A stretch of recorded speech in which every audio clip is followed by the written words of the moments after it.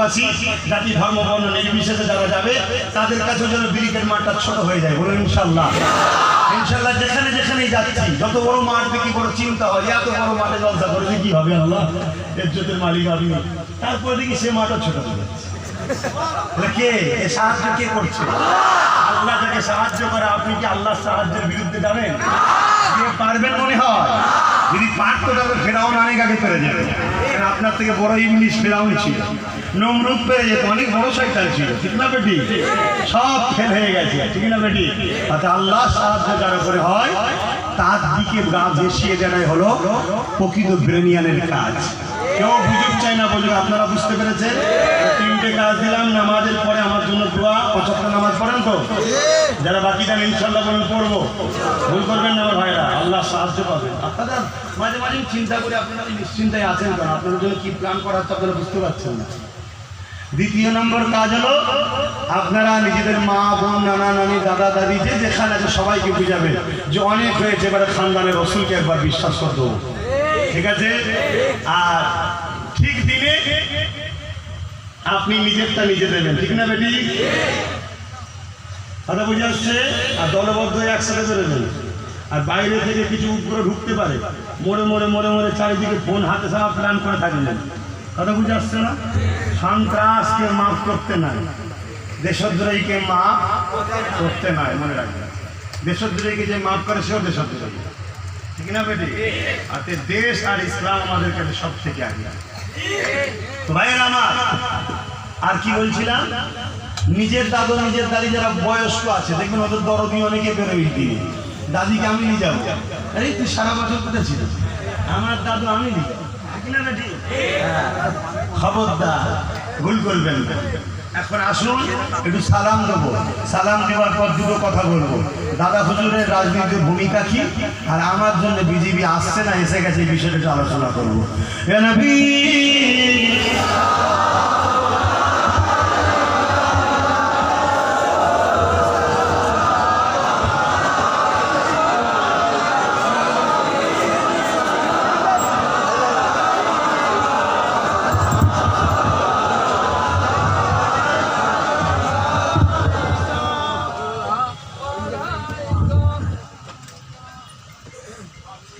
খুলে দাও না, হাতে দিয়ে দাও না, এই মাইক্রোফোন হাতে দিয়ে দাও।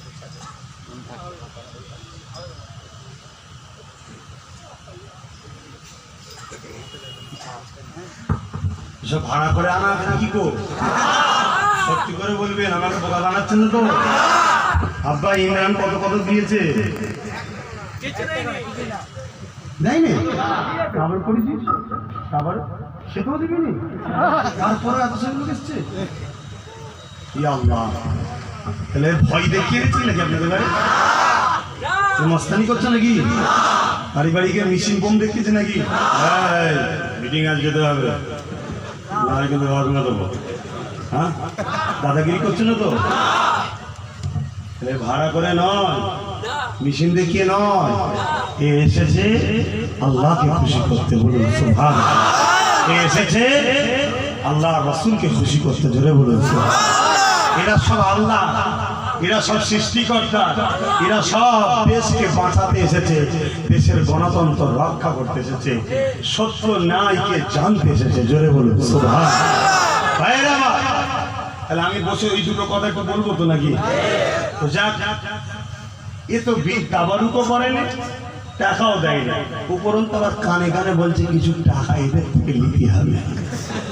আপনারা দিতে রাজি আছেন? একটু হাত তুলে দেখান, দিতে রাজি আছেন? মাশাআল্লাহ। আরে আল্লাহ, এখনো ইমানদারের সংখ্যা কম নয়, দুনিয়া তার মানে এখনো থাকবে ইনশাআল্লাহ। কারণ আল্লাহ রাসূল বলেছে যেদিন দুনিয়াতে একটা লোক ইমানদার থাকবে না সেদিন দুনিয়া ধ্বংস হবে। আল্লাহ কাছে এত ইমানদার। হ্যাঁ আমার ভাইরা ইদিক উদিক চলে গেছে, দোষটা আমার ভাইদের না, দোষ আমার মতো পীর সাহেব, আমার মতো বক্তা সাহেব, আমার মতো পীরজাদার দোষ। আমরা শুধু মসজিদ চিনিয়েছি, মসজিদকে রক্ষা করাটা শিখাই না। আমরা শুধু মা বাপের ভালোবাসা শিখিয়েছি, মা বাপের ইজ্জত বাঁচাতে কি করে শিখাইনি। আমরা শুধু নারীর মর্যাদা শিখিয়েছি, নারীর বেউজ্জতি রেপের হাত থেকে বাঁচাতে কি হবে ওটা শিখাইনি। আমরা দেশ প্রেম শিখিয়েছি, দেশকে বাঁচাতে গেলে কি করতে হয় ওটা শিখাতে পারিনি। তাই আজকে আমাদের এই সমস্যা তৈরি হয়েছে। কে কি করেছে না করেছে আমি জানি না, তবে আজ এ জবান আল্লাহ দিয়েছে, এ জবানে আল্লাহ বলাচ্ছে, ঠিক না বেটি? সামান্য 10 মিনিট পিক পিক করে বলার পর পাতি হাসের মধ্যে করে ফেলে, ঠিক না বেটি? 2 ঘন্টা 2.5 ঘন্টা 3 ঘন্টা প্রতিদিন আল্লাহ বলাচ্ছে, চিৎকার করাচ্ছে, ঘরে যাওয়ার আলোচনা হবে, প্রতিদিন ঘরে মিটিং হয়। আজকে মিটিং আছে, আবার রোজ বিভিন্ন সম্প্রদায়ের সংগঠনের সঙ্গে মিটিং হচ্ছে, শুধু মুসলিম নয়, বিভিন্ন সম্প্রদায়ের লোকের সঙ্গে মিটিং হচ্ছে। কি করে দেশের গণতন্ত্র, দেশ ও বাংলাকে বাঁচানো যায়, ওখানে যাওয়ার পক্ষে হইতো। এটা কি আল্লাহর দান নয়? আল্লাহ যখন দিয়েছে, আল্লাহ যখন বলাচ্ছে, আমি বলবো, আমি বলবো। আমার ইমাম মোজাদ্দেদ জামান বলেছে না, বলেন? হকের পক্ষে ছিল না অন্যায়ের পক্ষে ছিল? আমার মোজাদ্দেদ জামান সত্যের পক্ষে ছিল না মিথ্যার পক্ষে ছিল? আমার মোজাদ্দেদ জামান গরিবের পক্ষে ছিল না জালিমের পক্ষে ছিল? আপনারা কার পক্ষে থাকবেন? জোরে বলুন। যারা হিন্দু, দলিত, আদিবাসী, বিভিন্ন ধর্মের মানুষ, আপনারা আপনাদের ধর্মগুরুদের জীবনী দেখুন, তারা অন্যায়ের পক্ষে ছিল না ন্যায়ের পক্ষে? যদি আপনার পূর্বপুরুষরা অন্যায়ের বিরুদ্ধে থাকে, ন্যায়ের পক্ষে থাকে, আপনাদের ঘরের সন্তান হিসাবে, ভাই হিসাবে বলছি, আপনারা ন্যায়ের দিকে আসুন। কে কোন জাতের, কে কোন ধর্ম দেখবেন না, ন্যায় দেখুন। ন্যায় আমার মোস্তফা জানে রহমতের কাছে ঘোড়ালে বিচার দিতে এসছে। দুজনের মুখের কথা শুনে বলছে যেটা ন্যায় তার দিকে ফাইসাল্লাহ হয়ে গেল। জোরে বলুন সুবহানাল্লাহ। তাই আজ টিএমসি, বাম, কংগ্রেস, কে কোন দলে আছেন করেছেন আমি জানি না, আমি একজন ইসলাম ধর্মের অনুসারী হিসেবে প্রত্যেকটা মুসলিম মানুষকে বলবো, চলে আসুন, আমি রাজনীতির নেতৃত্ব দেবো, দল করছি, আপনারা আমার দলে আসুন। আসবেন না? আসবেন না? দেশবাসী হিসাবে হিন্দু, দলিত, আদিবাসী যেসব ভাইয়েরা বঞ্চিত হয়ে আছেন, ৭৩ বছর ধরে আপনাদেরই মুখ্যমন্ত্রী, আপনাদেরই হিসাবে এমএলএ মন্ত্রী হয়েছে, বড় বড় পদ পেয়েছে, আপনাদের কি দিয়েছে আমি জানি না। যদি বঞ্চিত হয়ে থাকেন, আমি দেশবাসী হিসাবে, আপনাদের ভাই, আপনাদেরই সন্তান হিসাবে আপনাদের ঘরে ওপেন দাওয়াত দিচ্ছি, চলে আসুন। আপনাদের পক্ষ থেকে এমএলএ, আপনাদের পক্ষ থেকে মন্ত্রী, আপনাদের পক্ষ থেকে পদ দিয়ে আমরা উভয় দেশবাসী গণতান্ত্রিক প্রক্রিয়ায় ধর্ম নিরপেক্ষ দেশ রেখে আসুন, আমরা নিজেদের সংখ্যা অনুপাতে অধিকারকে বুঝে নিই। যদি আমার কথা বিশ্বাস হয়, অনেকে আসছেন, এখনো যারা আছেন, আসতে বাকি আছে, চলে আসুন। দাওয়াত দিলাম, প্রত্যেককে আমি মেসেজ জানিয়ে দিলাম, ইয়া নবী সালাম, ইয়া রাসূল, ইয়া হাবিব,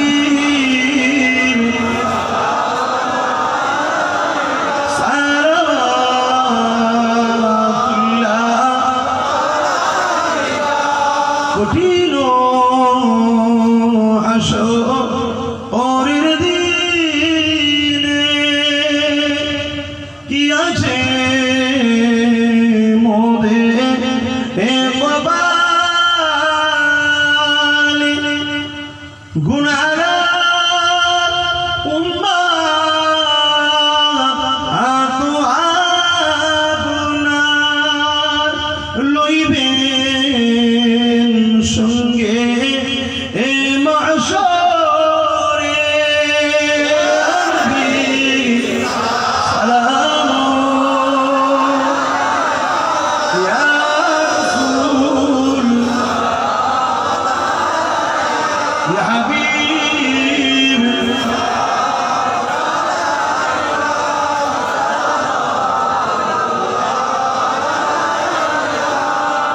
সকলে বসুন।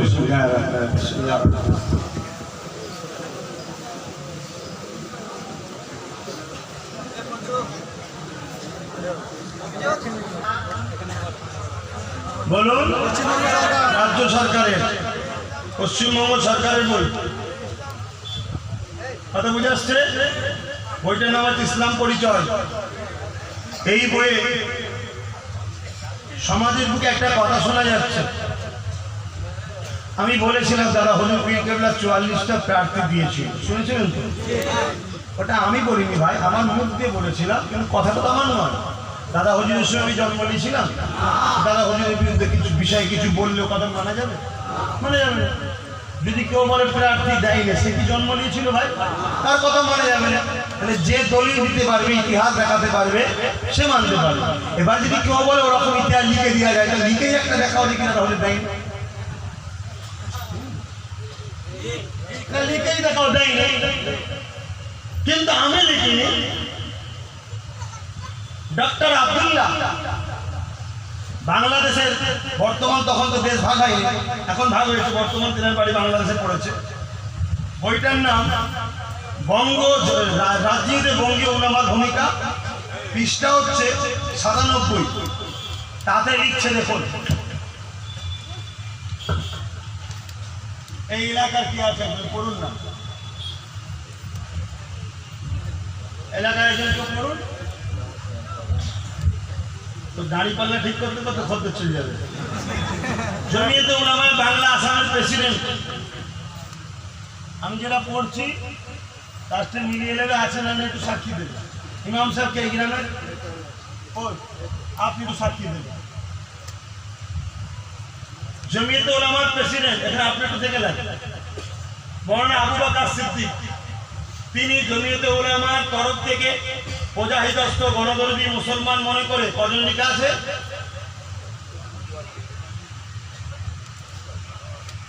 বলেন, এই যে জোরে বলেন। হ্যাঁ, 44 জন প্রার্থীকে মনোনয়ন পত্র প্রদান করেছিলেন। কথা বুঝে আসছে? কে লিখেছে? আমি। একজন ডক্টরেট আল্লামা রুহুল আমিন সাহেবকে মানেন? রুহুল আমিন সাহেব মিথ্যা বলে? রুহুল আমিন সাহেব দাদা হুজুরের পিরিয়ডে জন্ম নিয়েছিলেন না? দাদা হুজুরকে দেখেছে না দেখেনি? পত্রিকার নাম সুন্নাত আল জামাত। কি নাম? সুন্নাত আল জামাত। পত্রিকার সম্পাদক আল্লামা রুহুল আমিন সাহেব। এই পত্রিকায় তিনি ওই 44 জনের নাম ঘোষণা করেছেন, ছাপিয়েছেন। এই যে 44 জনের নাম ছাপিয়েছেন, ছাপিয়ে প্রচার করছে কে? কার পক্ষ থেকে নিবেদন? মোহাম্মদ আব্দুল কাদের। এখানে যেভাবে লেখা আছে, ইনি কে?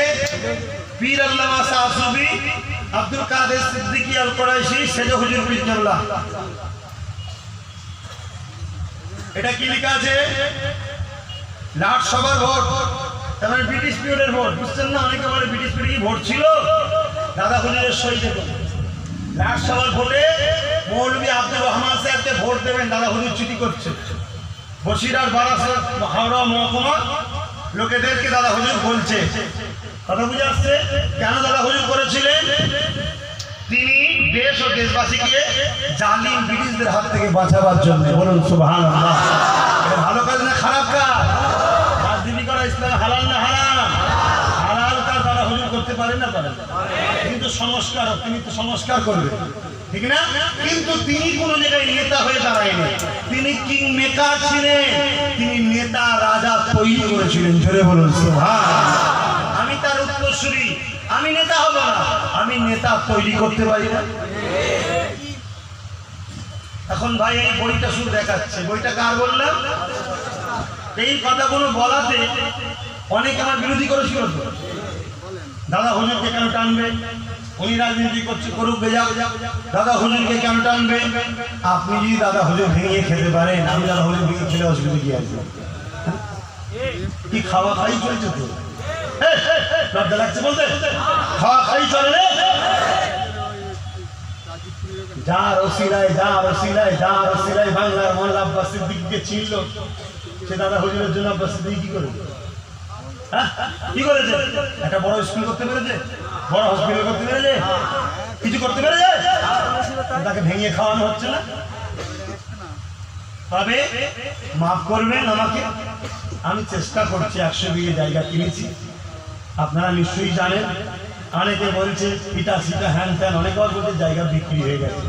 হয়নি, সবকে খুশি করবো।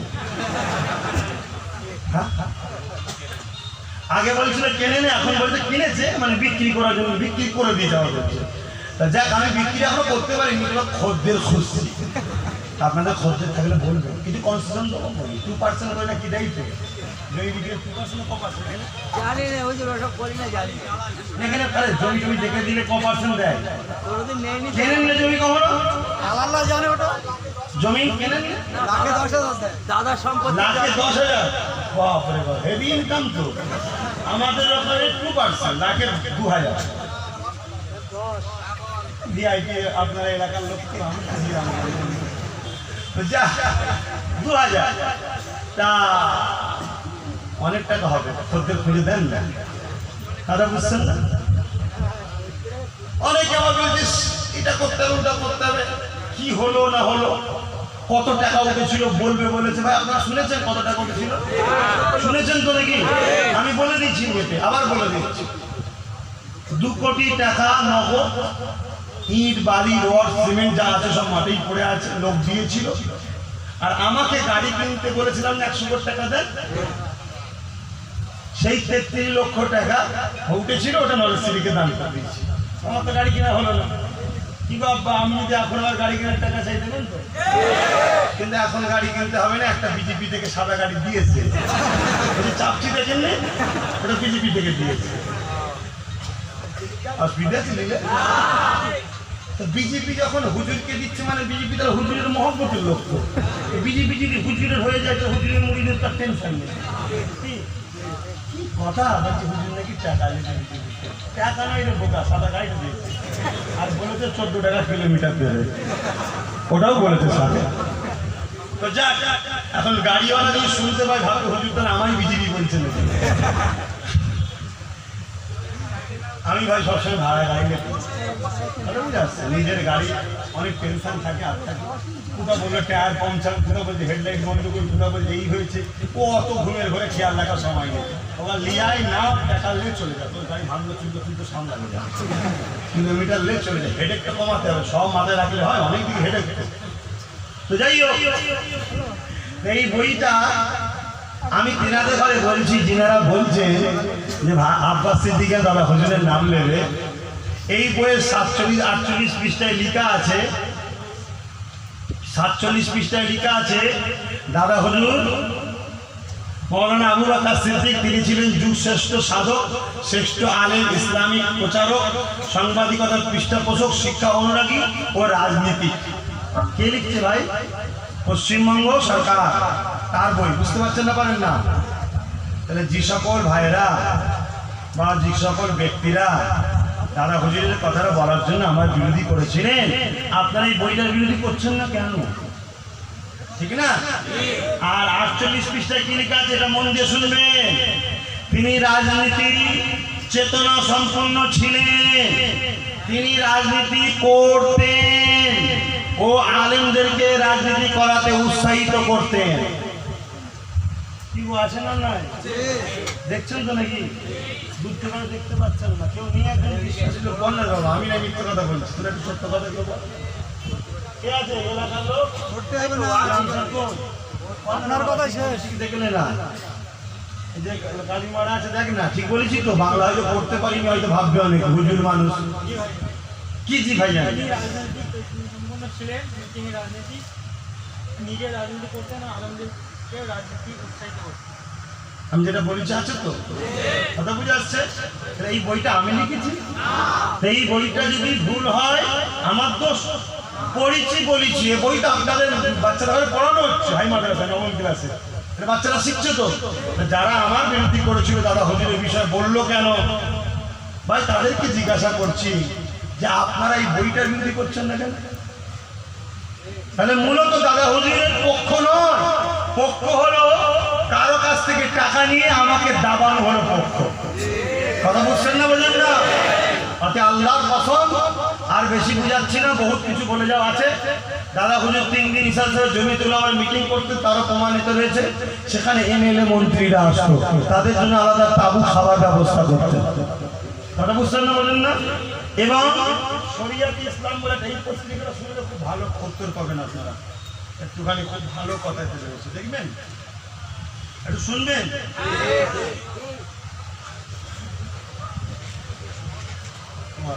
আর একটা কথা বলি, শুধু ফুরফুরার হযরত নয়, তাবলীগ জামাতের বড় ইমাম, দেওবন্দীদের বড় ইমাম, শোনেন আমার তাবলীগ দেওবন্দী ভাইরা, জুজিয়াত মাসলা আমার আপনার উলামাদের মধ্যে আছে, থাকবে। জুজিয়াত মাসলা উলামাদের ব্যাপার, উলামারা মিটাবে, আমরা উলামারা বসবো। কথা বুঝছেন না? বলেন না। কিন্তু যে ও কওমের স্বার্থে, দেশ ও কওম মানুষ জাতির স্বার্থে আপনাদের উলামারা কি বলেছেন শোনেন। হযরত মাওলানা হোসেন আহমেদ মাদানী সাহেবের অনুরোধ, জগৎ বিখ্যাত আলেম ছিলেন, মুজাহিদে মদিনা ছিলেন, এত বড় আলেম ছিলেন। তিনি দেওবন্দি ও বেরেলিতে এই কি বলে তাবলীগ জামাতের ইমাম। ইনাকে আমিও সম্মান করি, কেন প্রকৃত আলেম ইনি ব্যবসাদার নয়, প্রকৃত আলেম। কথা বুঝে আসছে? ইনি লিখছে, যেহেতু মুসলিম সমাজের মঙ্গলের জন্য দেশে মুসলমান যে লীগ পার্লামেন্ট বোর্ড করেছে, উক্ত বোর্ড ইলেকশন ব্যাপারে মুসলমানদের সংঘবদ্ধ হয়ে তার জিতার প্রয়াস করা দরকার। কথা বুঝে আসছে? এবং আরেকজনের নাম বলছি, ইনাকে সমস্ত উলামারা চেনে, সমস্ত মাযহাবের লোকেরা ইনাকে চেনে, এবং ইনি বিখ্যাত একটা ভারত বিখ্যাত আলেম, যিনার নাম হচ্ছে জমিয়তুল উলামা হিন্দের প্রেসিডেন্ট, ভারত বিখ্যাত আলেম মুফতি হযরত মাওলানা কিফায়াতুল্লাহ সাহেব। উলামা হযরতরা চেনেন। কথা বুঝলেন? এই সিদ্দিকুল্লাহর মতো জমিয়তুল উলামা না, ইনারা প্রকৃত আলেম ছিল ভাই, ইনারা ব্যবসাদার না, প্রকৃত আলেম। ইনি বলছেন, ভারতের রাজনীতি ক্ষেত্রে বর্তমান এক সংকটময় উপস্থিত। এটা ব্রিটিশ পিরিয়ডের কথা, বুঝলেন না? আজকের কথা নয়, তখন ব্রিটিশরা অত্যাচার করতে খুব। নতুন শাসন ব্যবস্থার আইন অনুযায়ী আগামী নির্বাচনে প্রগতিশীল দেশপ্রেমিক স্বজাতি বর্ষ প্রতিনিধি ব্যবস্থা প্রেরণ করার প্রত্যেক ভারত সন্তানের, প্রত্যেক কি বলছে, আমি যদি ভারত সন্তান বলে ফেলি বাবারে, কত চালানা রানার মুফতিগুলো ভদ্রতা শুরু করতে হবে। কত বড় মুফতি এগুলো কি বলেছে, প্রত্যেকটা ভারত সন্তান অর্থাৎ ভারতবাসী। এখানে প্রত্যেকটা বলতে শুধু মুসলমান নাকি, প্রত্যেকটা ভারত সন্তান বুঝে গেল পক্ষে আবশ্যক ফরজ রূপে পরিগণিত হয়েছে। কতিপয় কারণে মুসলমানদের উপরে এই কারণ অত্যন্ত প্রয়োজনীয় হইয়া দাঁড়িয়েছে। যদি ভবিষ্যতে মুসলমান উপযুক্ত প্রতিনিধি ব্যবস্থা পরিষেবা প্রেরণ না হয়, তবে জাতি ও সমাজের পক্ষে বিশেষ মারাত্মক ক্ষতি হবে। আজকে কি সেই সময় এসেছে না আসেনি? এবার যদি বলে দাদা হুজুরি করতো, তা 5 হুজুর কেন বললো না? ভাই 5 হুজুরের সময় এই ক্যাম্প করার আইন হয়েছিল? 5 হুজুরের সময় 12টা মুসলিমদের চাকরি 12টা অমুসলিম পাবে এরকম আইন হতো? এমন অত্যাচার ছিল ভাই। কিন্তু তারা কি রাজনীতি করাকে হারাম বলেছে কেউ দেখাতে পারবে? কিন্তু কাইয়ুমুজ্জামান বড় হুজুর পীর কেবলা রাজনীতি করাকে সুন্নাত বলেছে। বলুন সুবহানাল্লাহ। শোনেন, শরিয়াত ইসলাম পত্রিকা লেখক মাওলানা হাজী আহমদ আলী ইনায়েতপুরী দাদা হুজুরের খলিফা ছিলেন এবং এনাকে শামসুল উলামা বলতেন। তিনি লিখছেন, অনেক লোক বলে না যে পীর সাহেবরা কেন রাজনীতির কথা বলবে, এই বিষয়ে তিনি লিখছে। দেখুন, এই যে শুনছেন তো ভাই, অসুবিধা হচ্ছে? কতিপয় লোক যারা বলে যে পীর সাহেবরা রাজনীতিতে কি অধিকার, এনায়েতপুরী সাহেব লিখছে, দাদা হুজুর খলিফা এবং শামসুল উলামা আলেমদের সূর্য বলা হতো, এত বড় পণ্ডিত ছিল। কতিপয় লোক বলে পীর সাহেবদের রাজনীতিতে কি অধিকার, আলেম পীরেরা রাজনীতি ক্ষেত্রে আসিবে কেন? তাদের সম্বন্ধে বলিতে হইবে যে, অর্থাৎ যারা কথা বলে, হয় তারা পবিত্র ইসলামকে চেনে না, আর না হয় তারা ব্যক্তিগত হীন স্বার্থের খাতিরে মিথ্যা বলিতেছে। শুনছেন ভাই, বুঝাতে পারলাম? বুঝতে পেরেছেন? যারা বলে যে পীর সাহেব মৌলভী সাহেবরা রাজনীতিতে আসবে কেন, তাদের উত্তরে তাদের সম্বন্ধে বলিতে হইবে যে তাহারা পবিত্র ইসলামকে হয় চেনে না। তারা আব্বাস সিদ্দিকী রাজনীতির বিরুদ্ধে এত ফতোয়া দিচ্ছে, সে যে সাহেবই হোক, এনায়েতপুরীর কথা তারা ইসলামকে জানে না। যারা ইসলামকে জানে না, তারা যদি ইসলামের নেতৃত্ব দিয়ে বসে থাকে, রাহনুমা মুসলমানদের হয়ে বসে থাকে, তাহলে এ কম ধ্বংস হবে তো তারা হবে। হ্যাঁ, কারণ তোদের রাহনুমাই তোদের ইসলাম সম্বন্ধে জানে না। কথা বুঝে আসছে? হয় তাদেরকে বলতে হবে ইসলাম সম্বন্ধে চেনে না, না হয় তারা ব্যক্তিগত হীন স্বার্থে খাতিরে মিথ্যা বলিতেছে, কিংবা তারা আলেম বিদ্বেষ বা বিদ্রোহী। শুনছেন? যারা বলে পীর সাহেব বা আলেমরা রাজনীতি আসবে কেন, হয় তারা আলেম দ্রোহী না হয় পীর দ্রোহী। কে বলছে? দাদা হুজুরের খলিফা। দাদা হুজুরের খলিফার কথা দাদা হুজুরের কথা নয়। কথা বুঝে আসছে?